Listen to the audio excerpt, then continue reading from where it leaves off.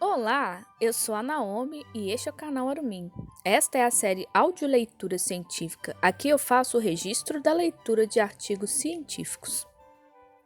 Como lidar com a popularização do terraplanismo? Uma proposta a partir da filosofia da ciência de Susan Haack, de Thalita Gonçalves Bertotti.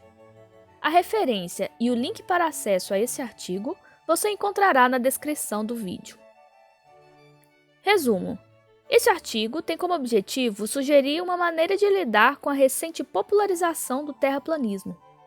Os terraplanistas são dessa forma caracterizados a partir do documentário Behind the Curve e identificados como novos cínicos, conforme o trabalho de Susan Haack. Com base na discussão de problemas associados aos discursos cínico e deferencialista a respeito da ciência e também em trechos de Behind the Curve, este ensaio apresenta algumas preocupações em relação à crescente popularização do terraplanismo em contextos educacionais. Diante disto, este ensaio coloca a necessidade de uma explicação do motivo pelo qual o terraplanismo não deve ser ensinado nas aulas de ciências como uma teoria científica à altura de outras teorias regularmente ensinadas. Uma proposta possível é que o terraplanismo manifesta as principais características de uma teoria da conspiração, podendo ser caracterizado como uma crença falsa prejudicial e injustificada. Este artigo argumenta, por fim, que um compromisso de professores de ciência e de filosofia com uma defesa da ciência em acordo com o senso comum crítico de Haack é uma forma adequada de lidar com o terraplanismo. Palavras-chave: filosofia da ciência, terraplanismo, senso comum crítico, ensino de ciências, ensino de filosofia. Introdução. Susan Haack, 2007, caracteriza a investigação científica por meio de uma metáfora que compara tal atividade a um grande jogo de palavras cruzadas. Nesse jogo, encontramos entradas já preenchidas há muito tempo, outras há poucos dias e ainda muitas delas em branco. Algumas são preenchidas delicadamente a lápis, outras se mantêm há tanto tempo que poderíamos reescrevê-las à caneta. Apesar disso, algumas entradas bem estabelecidas podem nos surpreender se mostrando erradas e nos fazer repensar não apenas elas, mas todas as entradas interseccionadas. Esse jogo é extenso demais para ser jogado sozinho. Na verdade, é quase impossível.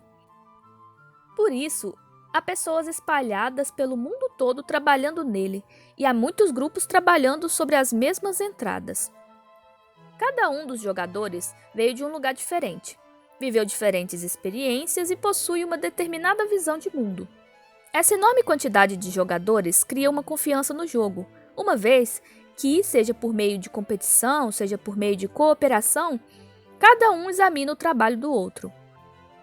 É por meio dessas análises que muitas vezes se descobre que uma entrada não é adequada, devendo ser revista, ou que determinada entrada está correta e então deve ser mantida.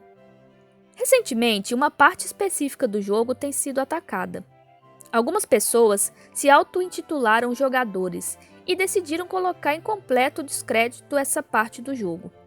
Para além disso, esse grupo de pessoas afirmou que as entradas pertencentes a essa parte foram preenchidas erradas de propósito em nome de um grande plano, uma conspiração. Dessa forma, defendem os auto-intitulados jogadores não só essa parte do jogo é uma farsa, mas também todas as entradas preenchidas com base nela. Logo, o jogo precisa ser abandonado e outro deve ser criado em seu lugar. Os jogadores devidamente credenciados que ajudaram a preencher a parcela do jogo atacada já estão mortos. Mas, felizmente, muitos outros deles trabalham exatamente com base nela, e muitos podem senti-las na pele.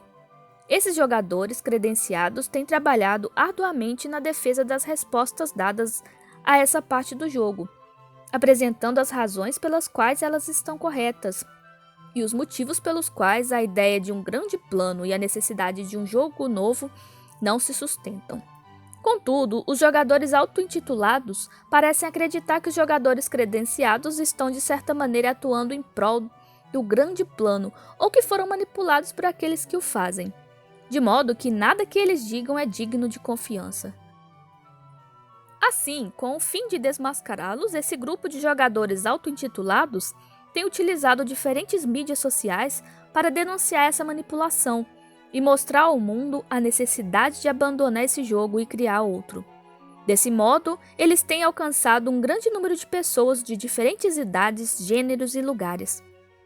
Quando mencionamos os jogadores auto-intitulados, estamos nos referindo a aquelas pessoas que defendem que a Terra é plana, os chamados terraplanistas. Tais pessoas acreditam que tudo aquilo que é ensinado sobre o planeta Terra é uma farsa arquitetada por diferentes grupos ou organizações. Com isso, eles têm negado uma grande parte do conhecimento científico sobre o planeta, desde a física, astronomia até a geologia. Munidos dessas ideias, os terraplanistas têm se multiplicado por todo o globo e encontrado solo fértil em muitos cérebros, o que deveria causar preocupação em todos aqueles envolvidos com a educação e com o conhecimento. Então, no decorrer desse texto, caracterizamos os terraplanistas tomando como base o documentário Behind the Curve, de 2018, e utilizamos como referência o trabalho de Susan Haack, de 2007, para identificá-los como novos cínicos. A partir disso, apresentamos algumas preocupações relacionadas ao crescimento desse grupo. Assim, o objetivo deste ensaio é apresentar uma maneira de lidar com a recente popularização do terraplanismo. Para tanto, argumentamos que o senso comum crítico de Haack, 2007, oferece uma boa perspectiva para a defesa da ciência em contextos educacionais, em particular para o ensino de ciências. Nossa argumentação, dessa forma, indica uma contribuição crucial da filosofia para a educação básica. Os terraplanistas como novos cínicos. Diante das ações dos jogadores auto-intitulados, os jogadores credenciados têm reagido de diferentes maneiras. Uns escolheram enfrentá-los, outros se mantêm tentando estabelecer uma comunicação e alguns decidiram apenas ignorá-los. Aliás, cada um deles pode oscilar entre essas três diferentes reações. Não julguemos esses jogadores, afinal deve ser difícil lidar com pessoas que querem participar do jogo e, ao mesmo tempo, insistem que todos os outros participantes estão trapaceando, como fazem os jogadores auto-intitulados. Na obra mencionada, Haack, 2007, oferece um conceito para caracterizar algumas dessas atitudes. Os jogadores auto-intitulados, os terraplanistas, podem ser vistos como novos cínicos, pois geralmente concordam que o suposto ideal da investigação honesta, do respeito pela evidência, da preocupação com a verdade é um tipo de ilusão, uma cortina de fumaça disfarçando as operações de poder, política e retórica. Haack, 2007, página 20. Casos envolvendo as ciências nazista e soviética em que certas conclusões políticas foram priorizadas ao invés da busca pela verdade, bem como casos em que cientistas estavam claramente mais preocupados com financiamento do que com qualquer outra coisa, são frequentemente utilizados para apontar que a ciência não merece nossa confiança. Haack, 2007. Fora isso, a autora também aponta que os problemas envolvendo a interdependência entre teoria, instrumentação e observação e a subdeterminação de teorias são tomados pelos novos cínicos como insuperáveis, frustrando o debate. De maneira semelhante, Haack, 2007, também considera a relevância desses problemas e ela admite que seria faltar com a franqueza não admitir que eles não encorajam a complacência sobre a condição presente da ciência. Página 27. Por outro lado, ela não aceita como justificado o salto dado do ponto em que reconhecemos que a ciência é falível para o ponto em que a ciência é tomada como sendo um tipo de criação de mitos. Portanto, ela discorda que os problemas envolvidos na ciência nos permitem concluir que a atividade científica é apenas uma questão de negociação social e que os conceitos de verdade objetiva, fatos, evidência e racionalidade devem ser excluídos do nosso dicionário. Esse salto dado pelos novos cínicos é caracterizado tanto pela precipitação quanto pelo exagero. E assim como eles, os terraplanistas têm dado uma boa mostra desse tipo de atitude. Em 2018, foi lançado o documentário Behind the Curve, produzido pela Delta V Productions e dirigido por Daniel J. Clark. Nele há uma série de relatos de terraplanistas e de especialistas, físicos, astrofísicos, professores de ciências, psicólogos, psiquiatras, entre outros. Esse documentário retrata muito bem quem faz parte desse grupo. Mulheres e homens de todas as idades com diferentes profissões de todas as partes do mundo. Para Mark Sargent, um dos mais famosos divulgadores do terraplanismo, essa comunidade é dividida, já que 60% acreditam que há um domo cobrindo o planeta e 30% não acreditam. Ao descrever o planeta Terra, ele faz uma comparação entre o Polo Sul e a muralha de gelo da série Game of Thrones, bem como retrata o Sol e a Lua como luzes ou lâmpadas. Para ele, nossa situação como seres humanos é semelhante àquela de Truman no filme The Truman Show. O lugar em que vivemos foi planejado meticulosamente para parecer algo que não é. Assim, do ponto de vista dele, tudo foi organizado para que pensemos que estamos em um globo, quando na verdade estamos em uma planície. Embora em Behind the Curve fique claro que para os terraplanistas nós estamos sendo enganados, não está claro quem é que está manipulando as marionetes, nem para nós, nem para eles. Dentre as respostas, há aqueles que dizem não saber quem está de fato no controle, e aqueles que mencionam diferentes grupos, judeus, maçons, jesuítas, satanistas e professores e organizações, NASA, CIA, governos de diferentes países e até mesmo o Vaticano. É importante ressaltar que eles não apresentam nenhuma evidência para sustentar o envolvimento desses grupos e organizações. Quando questionados sobre o motivo pelo qual a maioria dos especialistas não defende o terraplanismo, eles dizem que muitos cientistas não assumem que a Terra é plana, porque poderiam perder seus empregos. Todavia, para Sargent, isso parece estar mudando, já que ele acredita que o terraplanismo não só está vencendo a ciência, mas está destruindo ela. Para ele, há dois motivos pelos quais os cientistas não querem entrar na briga. Eles não sabem se podem vencer e há perguntas que eles não sabem responder. Uma das razões pelas quais Sargent acredita que eles estão destruindo a ciência é porque enquanto os cientistas só falam de matemática, os terraplanistas apresentam provas simples, como uma imagem, e ele enfatiza que uma imagem pode valer mais do que 1000 palavras. Behind 2018. Assim, defendendo essas ideias, os terraplanistas não só têm sido tema de documentários, mas também têm produzido vídeos em mídias sociais, encontros e até mesmo conferências, sendo a primeira delas Flat Earth International Conference, realizada em novembro de 2017 na Carolina do Norte, nos Estados Unidos. Cryptos 2017. No Brasil, a primeira conferência de terraplanistas, nomeada de FlatCon, foi realizada em novembro de 2019 em São Paulo, Sanches 2019. Ademais, em setembro do mesmo ano, foi lançada a primeira revista do gênero no Brasil, a revista Terra Plana, cuja capa da primeira edição é estampada com a frase "Evidências irrefutáveis da planicidade do nosso mundo". Núcleo 2020. A partir de Behind the Curve e de todo esse material, é possível dizer que os terraplanistas cultivam uma desconfiança em relação à ciência e aos cientistas. Para eles, os cientistas ou não são honestos porque trabalham em favor de algum grupo ou organização, ou são impedidos de serem honestos, assumirem a planicidade da Terra para proteger seus empregos e títulos. Em resumo, a partir do ponto de vista deles, não há lugar para a honestidade na ciência globalista, e com base nisso, eles consideram todas as evidências oferecidas como falsas.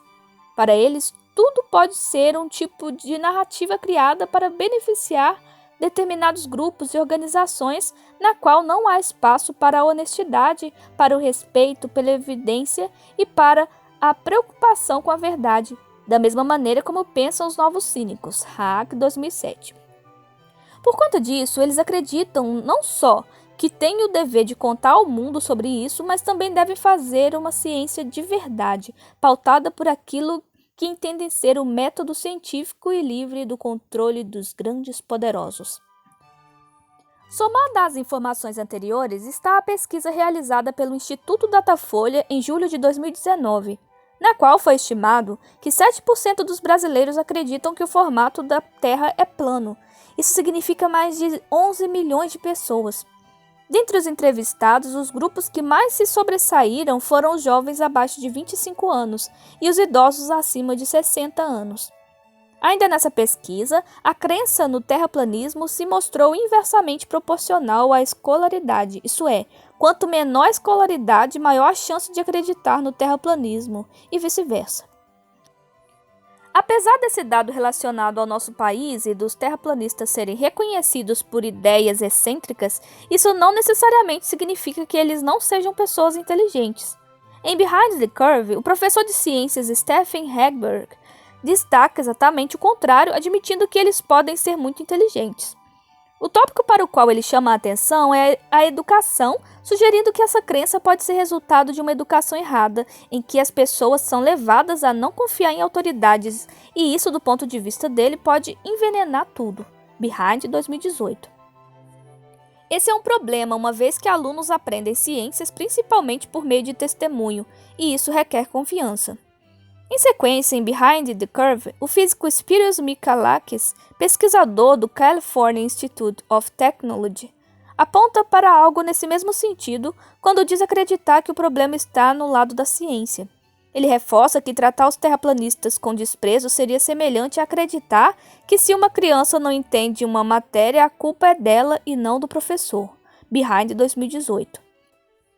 Essa atitude de desprezo é encontrada no extremo oposto aos novos cínicos, no comportamento daqueles que Haak 2007 chama de velhos deferencialistas e que pode ser caracterizado como um tipo exagerado de deferência à ciência, uma propensão excessiva a aceitar como fonte de autoridade qualquer afirmação feita pelas ciências e a dispensar todo tipo de crítica à ciência ou a seus praticantes como preconceito anticientífico.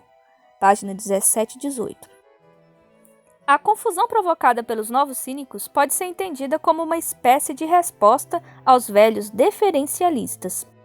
Isso porque, comumente, a palavra ciência é utilizada como forma honorífica, e o termo científico é usado para caracterizar algo confiável.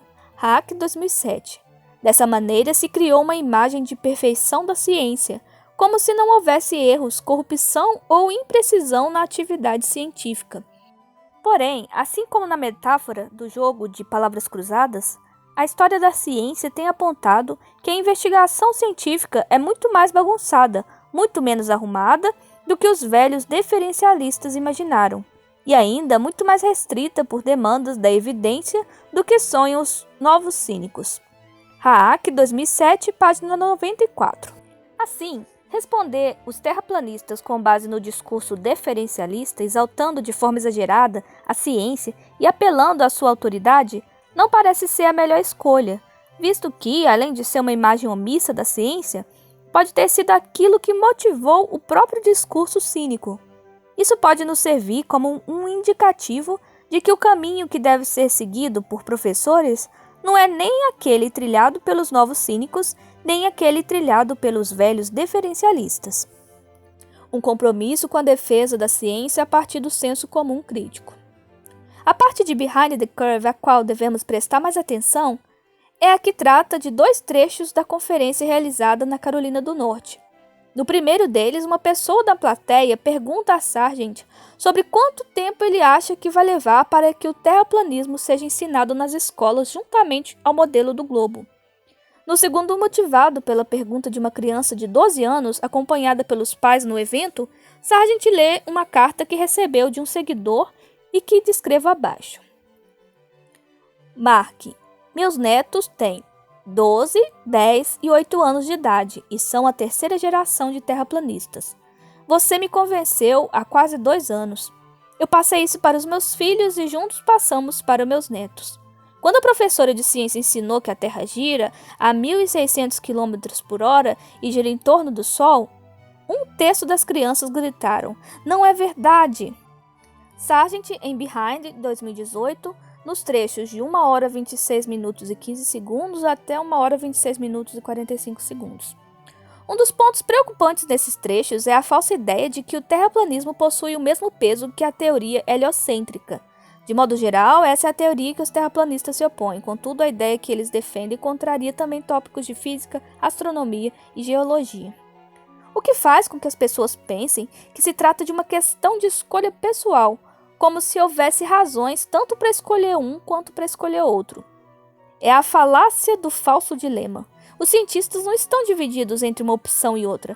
Há um consenso sobre o formato da Terra, assim como a respeito de outros tópicos acerca dos quais outros grupos tentam lançar dúvidas, como, por exemplo, o aquecimento global.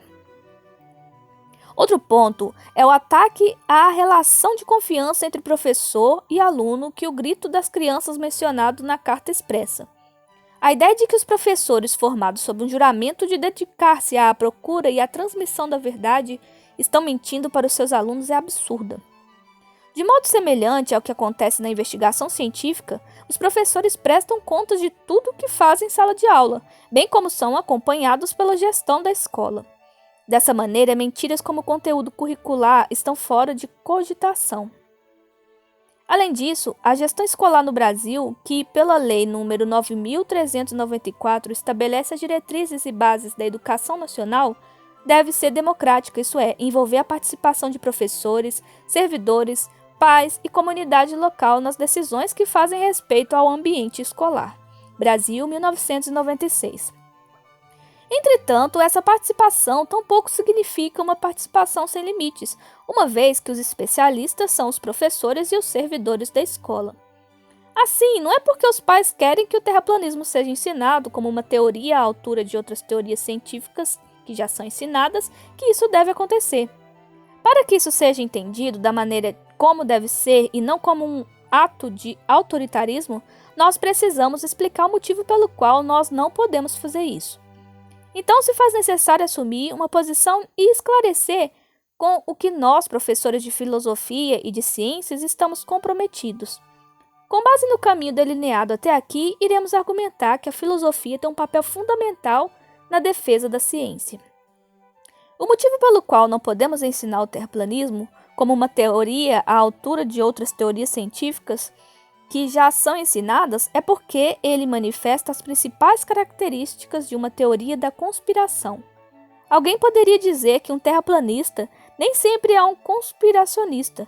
No entanto, um terraplanista não conspiracionista não se mantém terraplanista por muito tempo, dado que há inúmeras fontes confiáveis de informação que dispõem de evidências acerca da forma da Terra.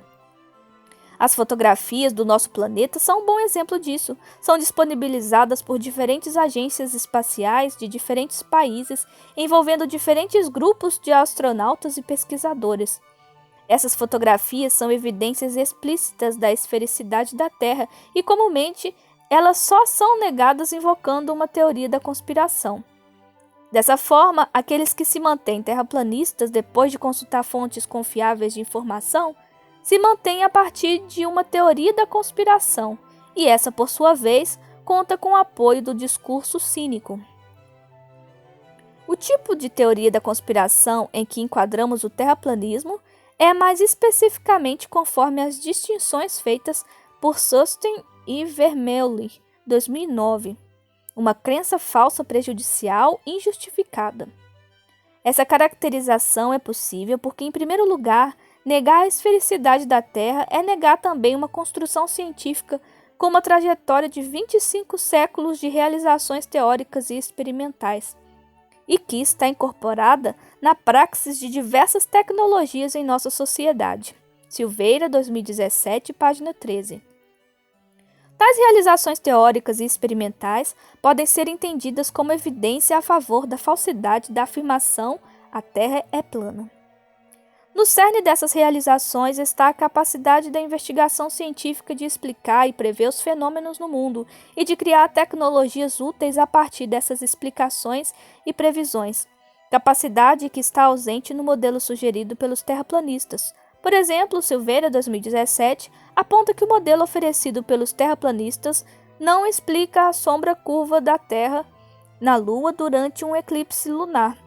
A observação de diferentes estrelas em diferentes latitudes, as diferentes observações da Lua em diferentes locais do planeta, o modo como os navios desaparecem ao se afastarem da costa e o funcionamento das tecnologias de telecomunicações atuais. Assim, a partir da negação dessa trajetória de investigação científica, podemos pensar nos motivos pelos quais o terraplanismo é também uma crença prejudicial e injustificada. Quanto se aceita que a Terra é plana, se aceita também que uma série de instituições científicas e não científicas estão mentindo sobre a forma da Terra. Isso pode criar uma desconfiança nessas mesmas instituições a respeito de outras questões, como, por exemplo, o aquecimento global ou a eficácia das vacinas. No trabalho de Susten e Vermeulen em 2009, essa consequência de se aceitar uma teoria da conspiração é uma das razões para considerá-la uma crença injustificada. Acreditamos que, no caso do terraplanismo, essa consequência é justamente aquilo que também a torna uma crença prejudicial, sabendo que essas instituições desenvolvem pesquisas que nos fornecem coleções de orientações para melhor vivermos no mundo. Desconfiar excessivamente delas se torna perigoso. Isso poderia, por exemplo, levar alguém a ignorar uma orientação médica, se expondo ao risco. A ciência pode e deve ser questionada e criticada, mas isso deve ser feito de maneira justificada, a partir de evidências e de razões, e não de uma suspeita exagerada, infundada e prejudicial.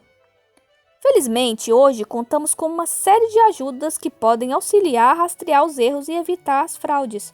Portanto, a investigação científica merece, ao menos, como coloca Haak 2007, o nosso respeito temperado. Página 23. Diante disso, o espaço reservado para o terraplanismo em nossas salas de aula deve ser aquele reservado para ideias equivocadas a respeito do nosso planeta.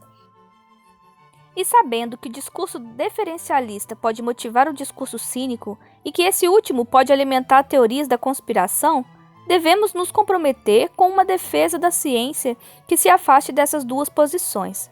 Haak 2007 sugere uma maneira de fazermos isso por meio daquilo que ela chama de senso comum crítico. O senso comum crítico resgata ideias dos novos cínicos e dos velhos deferencialistas, traçando com elas um caminho possível entre as duas confusões, evitando o extremismo dos dois lados. Interpretar a atividade científica por meio do senso comum crítico significa reconhecer que observação, instrumentação e teoria são interdependentes. Elas interagem com as crenças de fundo dos cientistas de forma semelhante como as pistas interagem com as entradas já preenchidas de um jogo de palavras cruzadas. Haak 2007. Contudo, Haak 2007 distingue juízos sobre a qualidade evidencial, por exemplo, de uma observação na qualidade evidencial em si mesma, enquanto juízos sobre a qualidade evidencial são perspectivas dependentes de crenças de fundo sobre, por exemplo, que evidência é relevante para que a qualidade evidencial em si mesma é objetiva. Página 24. Do ponto de vista dela, aquilo que determina a qualidade evidencial não é nem subjetivo nem lógico, é mundano. Desse modo, os determinantes dependem tanto das interações dos cientistas, como coisas e eventos particulares no mundo, quanto das relações da linguagem científica com tipos e categorias de coisas. Haak 2007, página 24. Esse modo de entender essas questões da atividade científica tenta se afastar dos velhos deferencialistas, que separam abruptamente observação e instrumentação da teoria, bem como dos novos cínicos, que ignoram que determinados aspectos da natureza independem de nós.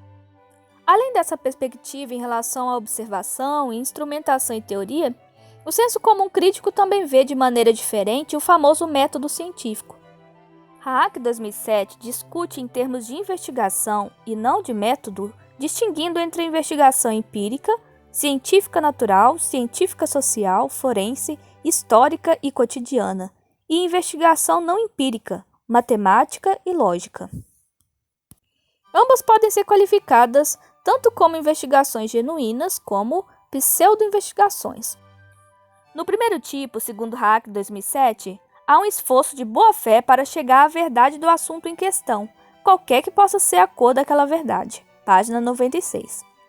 Já no segundo tipo, há duas ramificações: a pseudo-investigação falsa, em que se defende uma proposição a cuja verdade você é indiferente, mas propõe aquilo que você acredita lhe beneficiar. Página 96.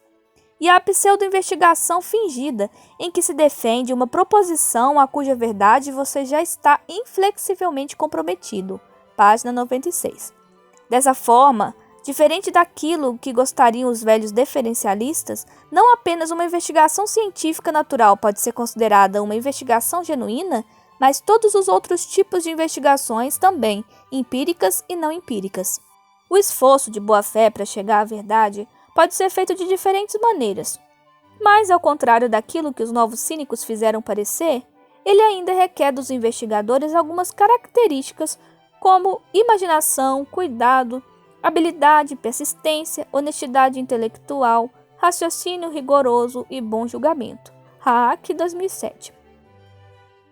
Aliás, fazemos esforço de boa-fé também no nosso dia a dia, como quando queremos descobrir qual lanchonete da universidade vende o café com o melhor custo-benefício. Assim, a ideia de Hack 2007 é que a investigação científica é reconhecivelmente contínua com a investigação empírica do tipo mais familiar. Página 97. Porém, embora a contragosto dos velhos deferencialistas, toda investigação possa ser classificada como genuína e ser como uma continuação da investigação cotidiana, há algo que distingue a investigação científica natural das outras, a contragosto dos novos cínicos, e que a autora chama de ajudas à investigação. Como investigadores humanos, nós temos limitações. Assim, as ajudas visam ampliar aquilo que Hack 2007 chama de poderes, dos sentidos, do raciocínio, da imaginação e sociais. Algumas ajudas parecem contribuir mais com alguns poderes do que com outros, mas isso não significa que seja sempre assim, já que por serem todas ligadas aos objetivos da investigação e às capacidades e limitações cognitivas dos investigadores humanos, tais ajudas são na verdade bem intimamente entrelaçadas. Hack 2007, página 98. Apesar disso, ela apresenta uma divisão com propósito pedagógico. Dentre as ajudas aos poderes dos sentidos, ela inclui os instrumentos de observação, as situações artificiais de laboratório, o design dos experimentos e as precauções contra os erros experimentais. Telescópios, microscópios e os próprios aceleradores de partículas são exemplos desse tipo de ajuda. Com exceção dos instrumentos de observação, as ajudas citadas anteriormente em conjunto com a matemática, o computador e análises meta-analíticas são classificadas como ajudas aos poderes de raciocínio. Com o computador, por exemplo, cálculos que levariam dias para serem feitos a lápis podem ser realizados em segundos. Por sua vez, os modelos, analogias e metáforas são vistos como ajudas aos poderes da imaginação. Aliás, a própria metáfora oferecida pela autora para ilustrar a dinâmica da investigação científica é um exemplo desse tipo de ajuda, assim como os modelos matemáticos utilizados para estimar a taxa de propagação de vírus, como o recente coronavírus. Há ainda as ajudas aos poderes sociais, como o compartilhamento de evidências entre a comunidade científica, a honestidade intelectual entre cientistas e a comunidade não acadêmica, a revisão por pares no processo de pesquisa, as relações de autoridade na academia, as credenciais dos cientistas e os prêmios. Todavia, Hack 2007 não deixa de mencionar, por exemplo, que modelos, analogias e metáforas também podem nos conduzir ao erro, que as teorias sobre as quais instrumentos foram construídos podem se mostrar equivocadas ou que pareceristas podem ser corruptos, como pareciam esquecer os velhos deferencialistas. Ela reconhece que as ajudas são, tal como nossos poderes, falíveis. Porém, ela também destaca que, se conseguimos descobrir isso, podemos desenvolver dispositivos de segurança, imperfeitos e falíveis como sempre, mas ainda assim úteis, contra as falhas nas precauções. Hack 2007, página 109, como queriam ignorar os novos cínicos. Sabendo disso, fica mais claro o motivo pelo qual a investigação científica natural se distingue das outras investigações. Ela não só conta com o apoio da maioria das ajudas, mas também atua no sentido de aperfeiçoá-las. Isso pode ser entendido assim: eu utilizo a ajuda X para investigar e quando ela se mostra defeituosa, eu uso a própria investigação para consertá-la. Investigações de outros tipos, que não científicas naturais, podem até auxiliar no conserto ou aperfeiçoamento das ajudas, mas muitas vezes não utilizam essas ajudas em suas próprias investigações, ou utilizam, mas não participam do aprimoramento delas. Uma investigação forense, por exemplo, utiliza de uma das ajudas aos sentidos, os microscópios.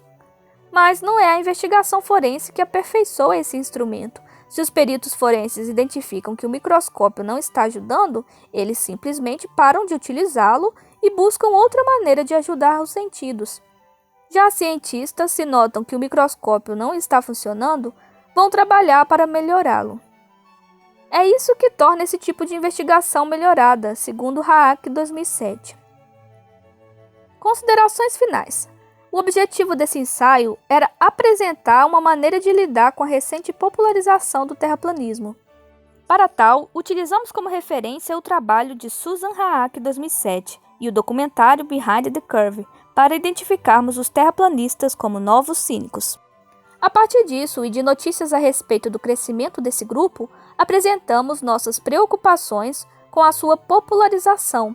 Dentre as preocupações se encontram a ideia de equiparar o terraplanismo a outras teorias científicas no currículo escolar e a imagem ilegítima da atividade docente estimulada pelos pais terraplanistas aos seus filhos.